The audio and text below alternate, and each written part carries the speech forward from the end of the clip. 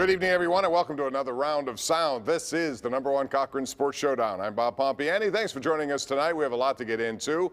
We're going to talk about the Steelers, Ben Roethlisberger and Cam Hayward showing up at OTAs. A lot of people didn't think veterans would, but they are. We'll talk about that. We'll have some Pirate talk. And, of course, the #1 topic tonight on the #1 Cochran Sports Showdown, the Penguins' first round elimination. Here's your panel. We have Josh Yohe with us from The Athletic, who covers the Penguins so well. Jeff Hatthorn, master of all trades, sports director at 93.7 The Fan. Andrew Filliponi, PM team, 2 to 6 every day on The Fan, and, of course, the national show on CBS Sports Radio over the weekend. So, Josh, we'll get right into it. Tristan Jarry. I don't think there's much you have to analyze with the Penguins series other than Tristan Jarry.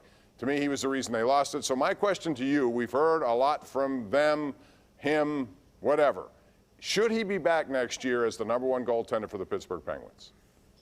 Ideally, no, I don't think he should. And I can tell you, a year ago at this time, Jim Rutherford tried to bring Marc-Andre Fleury back to Pittsburgh, and he tried really hard and was much closer to doing that than people realized. The deal was basically done. Vegas vetoed it at the last second. So that tells you, even though Jim gave Jarry a new contract before the season, the organization was not convinced that he was the guy. And now they're really not convinced. And you look at the Penguins. Listen, they were still the 6th best team in hockey this season. This isn't some washed up team. They could theoretically still be a contender for a couple of more years. But I don't know that they can do it with that guy in between the pipes. And do you want to waste the last couple of years of Sidney Crosby's best years with a question mark on goal? Of course you don't want to. So I expect them to bring in a new goaltender this summer. Wouldn't shock me if it was a big name. I mean, Bob, think about the history of guys that were all-time GOATs in the playoffs in Pittsburgh. Jose Lind was in Kansas City in 1993. Neil O'Donnell was in New York with the Jets in 96. You can't bring Tristan Jarry back. The fans won't accept it. That dressing room, regardless of how many times they tried, the people that they trotted out on locker cleanup day to, boost the morale of Tristan Jarry, we all know you hook them up to a polygraph test, a lie detector. They don't actually mean it. The guy was the worst goaltender in the playoffs by far. I've never seen a player in a game of that magnitude melt down the way that Jarry did in Game 5 and Game 6. And to Josh's point, even if you brought him back as a backup next year, if there was an injury to your starter or your starter didn't play well, you wouldn't feel good going back to Jarry. So, by hook or by crook, they got to get him off the roster. And the other 31 GMs saw what happened to Tristan Jarry in the playoffs. They're not blind. But, Bob, you do whatever it takes to get him off the team. And if that means you got to sweeten the pot, eat some salary, throw in an NHL player to facilitate a trade, you do it, because you can't bring Tristan Jarry back as the Penguins goaltender. If only for argument's sake, I'd like to say that there's a way you could bring him back, but you can't bring him back.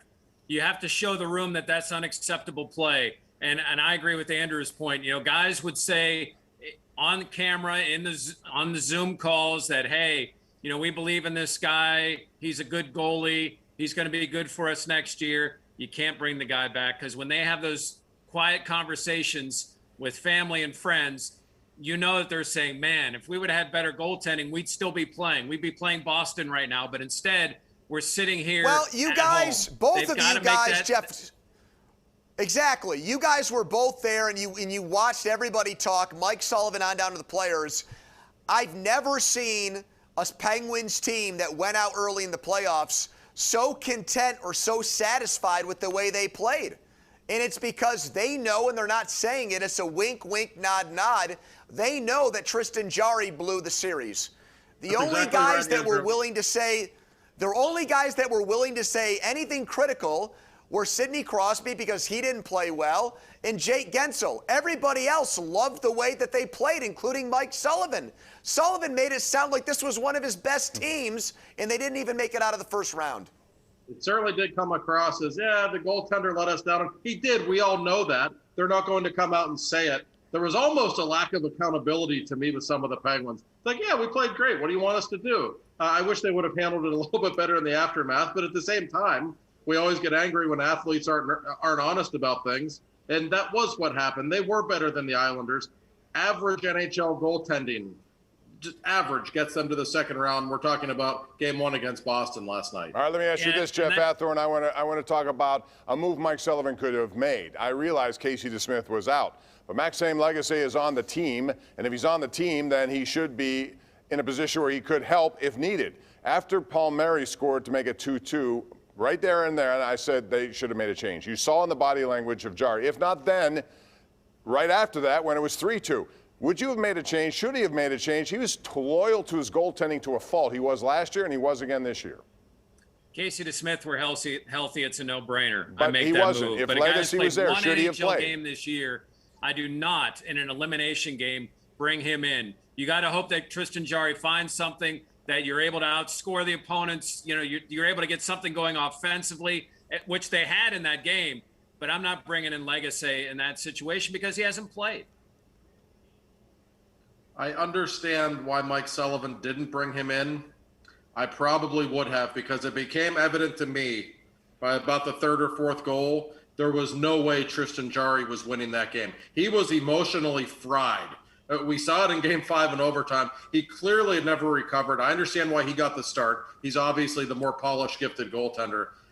But at some point, it's very clear that guy's not winning. And I realize Legacy has, 18 games of experience on his resume. So he isn't exactly a great backup to have in that situation. But at least he would have given you a chance. And I think at some point the move needed to be made. And you're right, Bob. There's a loyalty to goaltenders with Mike Sullivan. It might be noble on some level, but to me, it's burned them 2 years in a row.